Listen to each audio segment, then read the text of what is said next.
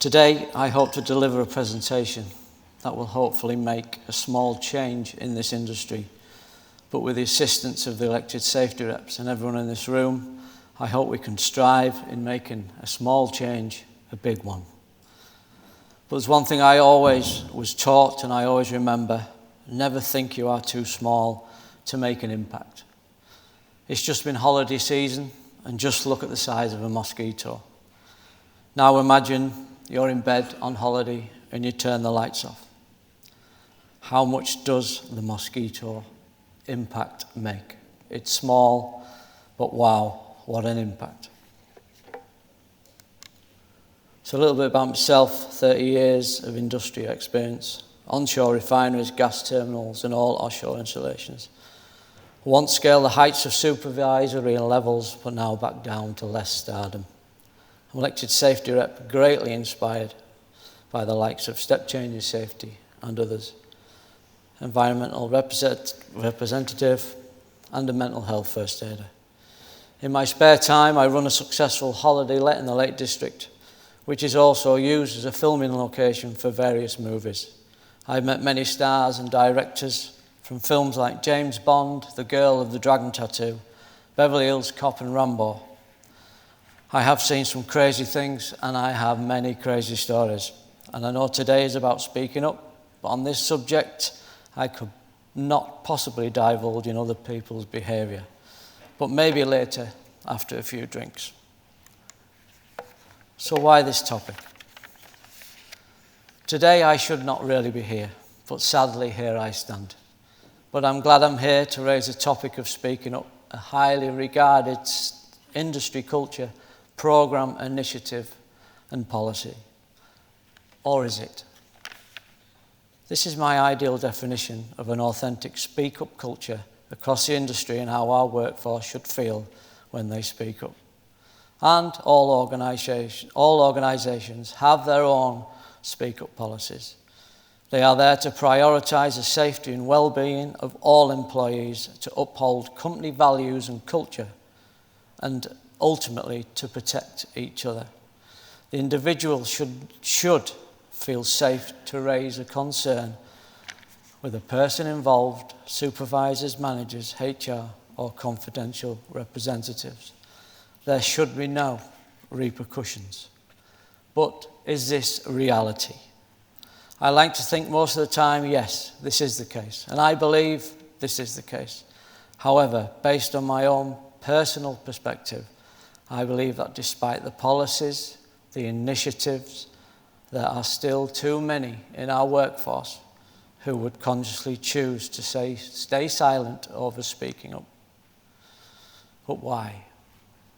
I've witnessed colleagues speaking up about safety concerns, sadly on occasions with detrimental consequences or retaliation from peers and supervision. I've also been on the receiving end of negative responses and behaviours from senior leadership when I've spoken up, and many colleagues have confided in myself that they fear not to speak up because of losing their jobs. In a moment, I'll share some of those experiences, and sadly I have many. Some points I'd like everyone to think about through this presentation. Do you truly believe your organisation's speak-up policy or culture is 100% effective? What communication barriers or misconceptions might exist between onshore and offshore? And how can we nurture an offshore culture where everyone really does feel empowered to speak up? This, as everyone knows, is a pig launcher. If you're not sure how it works, it's basically like seal it, bang, it unblocks your pipes. Right, this isn't the one, but a pig launcher wanted to be isolated. I came on and we had a good handover, etc. So the launcher had to be isolated. We had one valve in place. We needed two because of the HSE guidance. I went to bed, woke up in the morning, and I was asked during the handover to go and check the pig launcher. So I went round to check the isolation, had a look inside the pig launcher, and there it was, an inflatable bung, non-hydrocarbon compatible, with half a wheelie bin holding it up. Yes, I did say half a wheelie bin, quite absurd. So I raised the issue to some of the managers. I said, do you think a pig launcher should be isolated with a non-hydrocarbon compatible bung and half a wheelie bin? Basically, managers from the duty holder told me to, you can imagine what they said. So I decided that time to leave the company a few months later, because this was not the safety culture I believed in. This is the next one. When I was nearly at stardom at supervisory levels, I was on a new build. I had a accommodation vessel at the side of me. I had a drilling platform the other side, a bridging document to understand. And also I had a very irate OAM on the drilling platform. It came to night shift and the drilling platform wanted to do overside cover. I knew they could not do overside cover, but my bridging document stated that if they put enough lighting in place, they could do overside cover. But I knew I'd read something somewhere in the maritime documentation that there was no overside cover in the hours of darkness. So I held my own. Many arguments with the OAM from the drilling platform. Many swear words were given to me, but I still held me on. About 10 o'clock at night, I had no other avenue but to get my OAM up from his bed. The OAM was fantastic. He came down. I described what I was going through, and he said, leave it with me. So that was a great time when your gut feeling and my decision to speak up went my way. So process safety. We all know the four above. But like the central nervous system, good safety processes run up and down the backbone of any organisation.